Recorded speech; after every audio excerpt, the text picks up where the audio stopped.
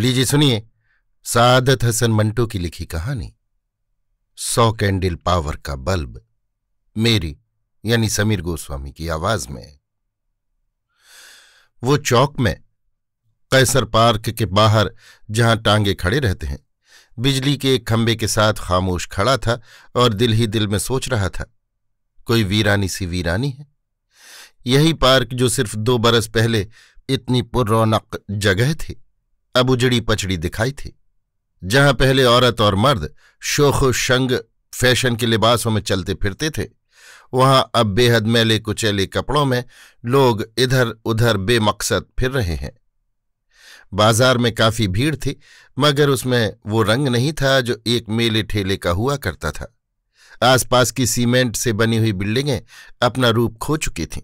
Sir झाड़ मुंह फाड़ एक दूसरे की तरफ फटी फटी आंखों से देख रही थी, जैसे बेवा औरतें। वो हैरान था कि वो गाजा कहाँ गया, वो सिंदूर कहाँ उड़ गया, वो सर कहाँ गायब हो गए जो उसने कभी यहां देखे और सुने थे। ज्यादा अरसे की बात नहीं, अभी वो कल ही तो 2 बरस भी कोई अरसा होता है, यहां आया था। कलकत्ते से जब उसे यहां की एक फर्म ने अच्छी तनख्वाह पर बुलाया था, तो उसने कैसर पार्क में कितनी कोशिश की कि उसे किराए पर एक कमरा ही मिल जाए, मगर वो नाकाम रहा था, 1000 फरमाइशों के बावजूद। मगर अब उसने देखा कि जिस कंजड़े जोलाहे और मोची की तबीयत चाहती थी, फ्लैटों और कमरों पर अपना कब्जा जमा रहा था। जहां किसी शानदार फिल्म कंपनी का दफ्तर हुआ करता था, वहां चूल्हे सुलग रहे थे। जहां कभी शहर की बड़ी बड़ी रंगीन हस्तियां जमा होती थीं, वहां धोबी मैले कपड़े धो रहे हैं। 2 बरस में इतना बड़ा इनकलाब! वो हैरान था, लेकिन उसको इस इनकलाब का पसमंजर मालूम था, अखबारों के जरिए से और उन दोस्तों से जो शहर में मौजूद थे। उसे सब पता लग चुका था कि यहां कैसा तूफान आया था, मगर वो सोचता था कि ये कोई अजीबोगरीब तूफान था जो इमारतों का रंग रूप भी चूस कर ले गया। इंसानों ने इंसान कत्ल किए, औरतों की बेइज्जती की, लेकिन इमारतों की खुश्क लकड़ियों और उनकी ईंटों से भी यही सुलूक किया। उसने सुना था कि उस तूफान में औरतों को नंगा किया गया था, उनकी छातियां काटी गई थीं। यहां उसके आसपास जो कुछ था, सब नंगा और जोबन बुरीदा था। वो बिजली के खंबे के साथ लगा अपने एक दोस्त का इंतजार कर रहा था, जिसकी मदद से वो अपनी रिहाइश का कोई बंदोबस्त करना चाहता था। उस दोस्त ने उससे कहा कि तुम कैसर पार्क के पास जहां तांगे खड़े रहा करते हैं, मेरा इंतजार करना। 2 बरस हुए जब वो मुलाजमत के सिलसिले में यहां आया, तो ये टांगों का अड्डा बहुत मशहूर जगह थी, सबसे उम्दा। सबसे बांके टांगे सिर्फ यहीं खड़े रहते थे, क्योंकि यहां से अय्याशी का हर सामान मुहैया हो जाता था। अच्छे से अच्छा रेस्टोरेंट और होटल करीब था, बेहतरीन चाय, बेहतरीन खाना और दूसरे लवाजमात भी। शहर के जितने बड़े दलाल थे वो यहीं दस्तयाब होते थे, इसलिए कि कैसर पार्क में बड़ी बड़ी कंपनियों के 22 रुपया और शराब पानी की तरह बहते थे। उसको याद आया कि 2 बरस पहले उसने अपने दोस्त के साथ बड़े ऐश किए थे। अच्छी से अच्छी लड़की हर रात को उनकी आगोश में होती थी।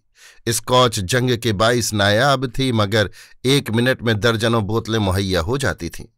टांगे अब भी खड़े थे, मगर उन पर वो कलगियां, वो फुंदने, वो पीतल के पालिश किए हुए साजो सामान की चमक दमक नहीं थी। ये भी शायद दूसरी चीजों के साथ उड़ गई थी। उसने घड़ी में वक्त देखा, 5 बज चुके थे। फरवरी के दिन थे, शाम के साए छाने शुरू हो गए थे।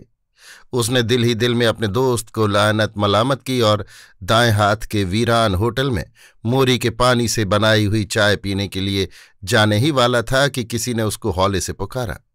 उसने ख्याल किया कि शायद उसका दोस्त आ गया, मगर जब उसने मुड़कर देखा तो एक अजनबी था, आम शक्लो सूरत का, लट्ठे की नई शलवार में, जिसमें अब और ज्यादा शिकनों की गुंजाइश नहीं थी, नीली पापलीन की कमीज जो लॉन्ड्री में जाने के लिए बेताब थी। उसने पूछा, क्यों भाई, तुमने मुझे बुलाया? उसने हौले से जवाब दिया, जी हां। उसने ख्याल किया मुहाजिर है, भीख मांगना चाहता है, क्या मांगते हो? उसने उसी लहजे में जवाब दिया, जी कुछ नहीं। फिर करीब आकर कहा, कुछ चाहिए आपको? क्या, कोई लड़की वड़की? ये कहकर वो पीछे हट गया। उसके सीने में एक तीर सा लगा कि देखो, इस जमाने में भी ये लोगों के जिनसी जज्बात टटोलता फिरता है। और फिर इंसानियत के मुतल्लिक ऊपर तले उसके दिमाग में बड़े हौसला शिकन ख्यालात आए। उन्हें ख्यालात के जेर असर उसने पूछा, कहाँ है? उसका लहजा दलाल के लिए उम्मीद अफजा नहीं था। चुनांचे कदम उठाते हुए उसने कहा, जी नहीं, आपको जरूरत नहीं मालूम होती। उसने उसको रोका, ये तुमने किस तरह जाना? इंसान को हर वक्त उस चीज की जरूरत होती है जो तुम मुहैया कर सकते हो, वो सूली पर भी, जलती चिता में भी। वो फलसफी बनने ही वाला था कि रुक गया। देखो, अगर कहीं पास ही है तो मैं चलने के लिए तैयार हूं। मैंने यहां एक दोस्त को वक्त दे रखा है। दलाल करीब आ गया। पास ही, बिल्कुल पास। कहाँ? ये सामने वाली बिल्डिंग में। उसने सामने वाली बिल्डिंग को देखा। उसमें? उस बड़ी बिल्डिंग में? जी हां। वो लरस गया। अच्छा, तो संभल कर उसने पूछा, मैं भी चलूं? चलिए, लेकिन मैं आगे आगे चलता हूं। और दलाल ने सामने वाली बिल्डिंग की तरफ चलना शुरू कर दिया। वो सैकड़ों रूह शिगाफ बातें सोचता उसके पीछे हो लिया। चंद गजों का फासला था, फौरन तय हो गया। दलाल और वो दोनों उस बड़ी बिल्डिंग में थे, जिसकी पेशानी पर एक बोर्ड लटक रहा था। उसकी हालत सबसे खस्ता थी। जगह जगह उखड़ी हुई ईंटों, कटे हुए पानी के नलों और कूड़े करकट के ढेर थे। अब शाम गहरी हो गई थी। डेवढ़ी में से गुजर कर आगे बढ़े तो अंधेरा शुरू हो गया। चौड़ा चकला सेहन तय करके वो एक तरफ मुड़ा। इमारत बनते बनते रुक गई थी। नंगी ईंटें थी, चूना और सीमेंट मिले हुए सख्त ढेर पड़े थे और जा बजा बजरी बिखरी हुई थी। दलाल नामुकम्मल सीढ़ियां चढ़ने लगा कि मुड़कर उसने कहा, आप यहीं ठहरिए, मैं अब आया। वो रुक गया। दलाल गायब हो गया। उसने मुंह ऊपर करके सीढ़ियों के इख्तिताम की तरफ देखा तो उसे तेज रोशनी नजर आई। 2 मिनट गुजर गए तो दबे पांव वो भी ऊपर चढ़ने लगा। आखिरी जीने पर उसे दलाल की बहुत जोर की कड़क सुनाई दी, उठती है कि नहीं? कोई औरत बोली, कह जो दिया, मुझे सोने दो। उसकी आवाज घुटी घुटी सी थी। दलाल फिर कड़का, मैं कहता हूं उठ, मेरा कहा नहीं मानेगी तो याद रख। औरत की आवाज आई, तू मुझे मार डाल, लेकिन मैं नहीं उठूंगी। खुदा के लिए मेरे हाल पर रहम कर। दलाल ने पुचकारा, उठ मेरी जान, जिद न कर, गुजारा कैसे चलेगा? औरत बोली, गुजारा जाए जहन्नम में, मैं भूखी मर जाऊंगी। खुदा के लिए मुझे तंग न कर, मुझे नींद आ रही है। दलाल की आवाज कड़ी हो गई, तू नहीं उठेगी, हरामजादी, सुअर की बच्ची। औरत चिल्लाने लगी, मैं नहीं उठूंगी, नहीं उठूंगी, नहीं उठूंगी। दलाल की आवाज भिंच गई, आहिस्ता बोल, कोई सुन लेगा। ले चल उठ, 30-40 रुपए मिल जाएंगे। औरत की आवाज में इल्तिजा थी, देख मैं हाथ जोड़ती हूं, मैं कितने दिनों से जाग रही हूं, रहम कर, खुदा के लिए मुझ पर रहम कर। बस 1-2 घंटे के लिए, फिर सो जाना, नहीं तो देख मुझे सख्ती करनी पड़ेगी। थोड़ी देर के लिए खामोशी तारी हो गई। उसने दबे पांव आगे बढ़कर उस कमरे में झांका जिसमें बड़ी तेज रोशनी आ रही थी। उसने देखा कि एक छोटी सी कोठड़ी है जिसके फर्श पर एक औरत लेटी है। कमरे में 2-3 बर्तन हैं, बस इसके सिवा और कुछ नहीं। दलाल उस औरत के पास बैठा उसके पांव दाब रहा था। थोड़ी देर के बाद उसने उस औरत से कहा, ले अब उठ, कसम खुदा की 1-2 घंटे में आ जाएगी, फिर सो जाना।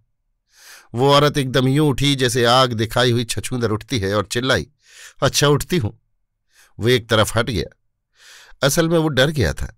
दबे पांव तेजी से नीचे उतर गया। उसने सोचा कि भाग जाए, इस शहर ही से भाग जाए, इस दुनिया से भाग जाए, मगर कहां?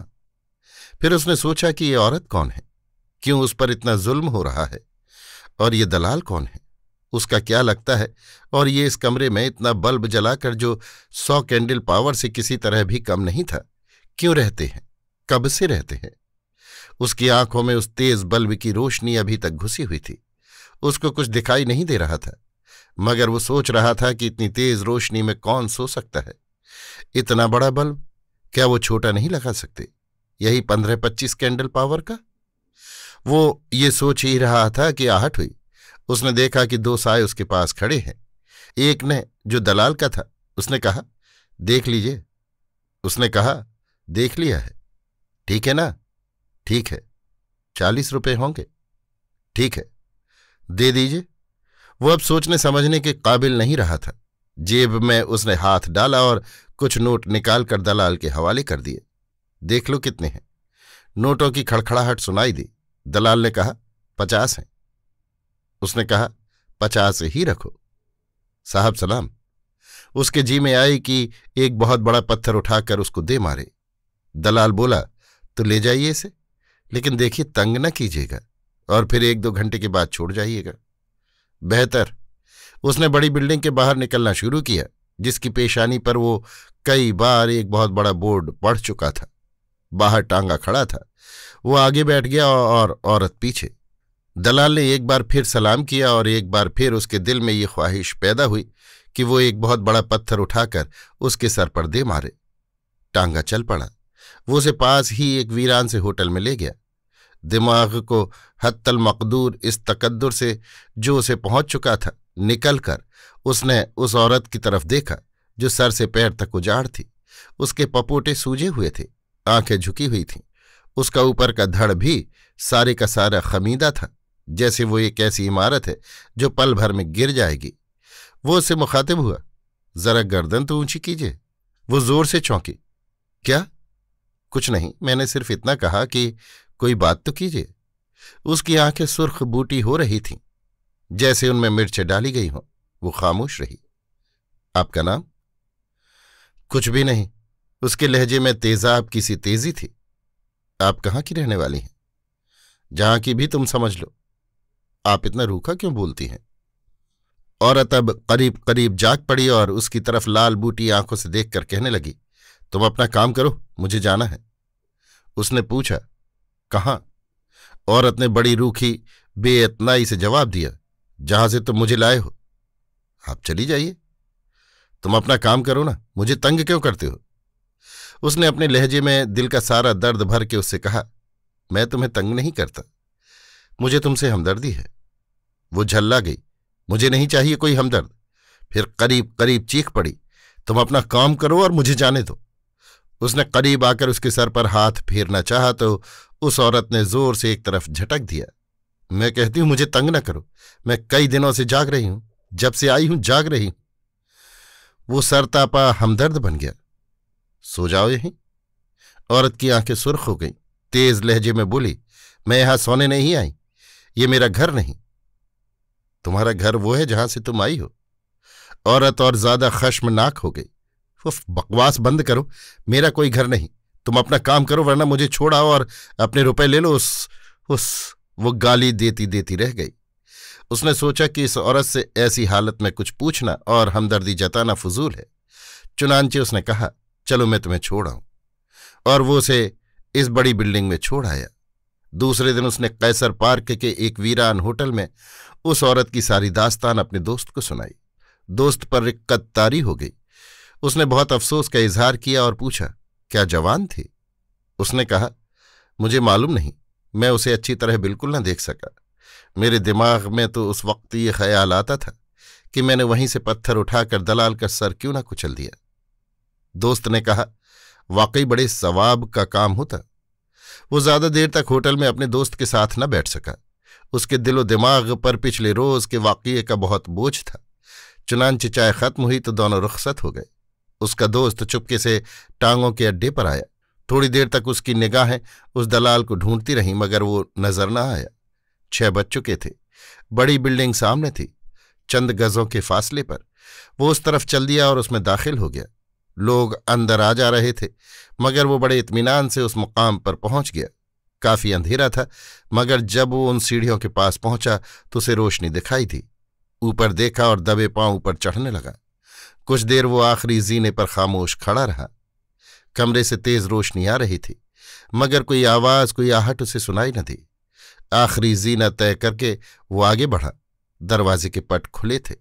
उसने जरा उधर हटकर अंदर झांका। सबसे पहले उसे बल्ब नजर आया, जिसकी रोशनी उसकी आंखों में घुस गई। एकदम वो परे हट गया ताकि थोड़ी देर अंधेरे की तरफ मुंह करके अपनी आंखों से चकाचौंध निकाल सके।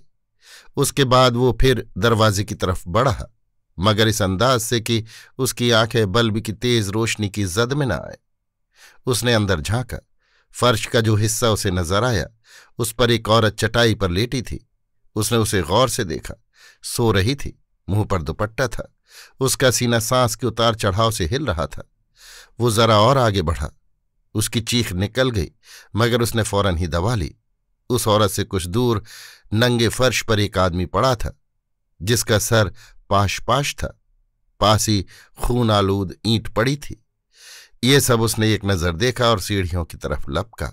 पांव फिसला और नीचे, मगर उसने चोटों की कोई परवाह न की और होशो हवास कायम रखने की कोशिश करते हुए बमुश्किल अपने घर पहुंचा और सारी रात डरावने ख्वाब देखता रहा। अभी आप सुन रहे थे सादत हसन मंटो की लिखी कहानी 100 कैंडल पावर का बल्ब, मेरी यानी समीर गोस्वामी की आवाज में।